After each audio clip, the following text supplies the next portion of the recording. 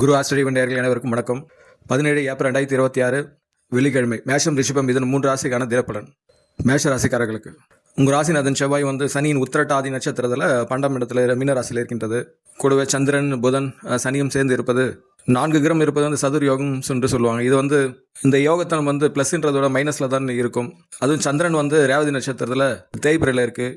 மதியத்து பிறகு மேஷராசினை உங்கள் சொந்த ராசிக்கு வருகின்றது. மதியம் வரைக்கும் பார்த்தீங்கன்னா ஒரு வாகனம் செல்லும்போது கண்டிப்பாக கவனம் செல்லுங்கள். உங்கள் சொந்த ராசியிலேயே சூரியனும் சுக்கிரன் இணை சுக்கிராதித்ய யோகம் என்று சொல்வார்கள். இது 2 கிரகம் சேர்ந்து உங்கள் 7ஆம் பார்வை பார்ப்பது கணவன் மனை உறவு, காதல் காதை உறவு, நட்புகள் உறவு, அதனுடைய பார்ட்னர்ஷிப்பில் ஏற்படுற வியாபாரம், லாபம் இதெல்லாம் மேலோங்கும். சகோதர சகதி உறவுலாம் நன்றாக இருக்கும்.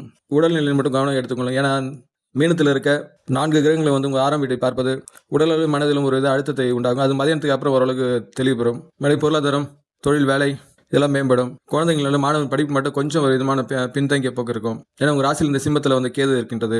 இருந்தும் சூரியன் உங்கள் ராசியிலே இருந்தால் அந்த மீட்டு எடுக்கிற சக்தி உங்களுக்கு இருக்கும். மற்றபடி நாள் நன்றாக உள்ளது. வாழ்க வளமுடன்.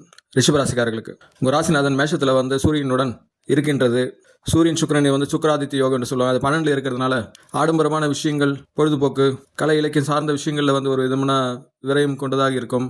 பணம் சார்ந்த விஷயங்களில் பார்த்து கவனித்து செலவு செய்யுங்கள்.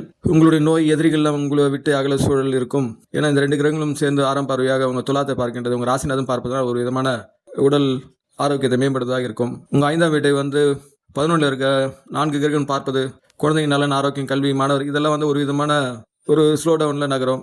மதியத்துக்கு அப்புறம் சரியாயிடும் ஓரளவுக்கு. ஏன்னா மதியத்துக்கு அப்புறம் சந்திரன் உங்கள் 12ஆம் வீட்டு மேஷத்துக்கு வருகின்றது. தாய் வழி உறவு நிலையில் கொஞ்சம் அக்கறை எடுத்துக்கொள்ளுங்கள். ஏன்னா 4 சிம்மத்தில் கேது இருக்கின்றது. மறுபடியும் பொருளாதார நிலை, பணவர, தொழில், வேலை இதெல்லாம் சிறப்பாக இருக்கின்றது. வாழ்க வளமுடன். மிதுன ராசிக்காரர்களுக்கு உங்கள் ராசிநாதன் 10ல் சனியுடன் மற்றும் செவ்வாய் சந்திரனுடன் மீனத்தில் இருக்கின்றது.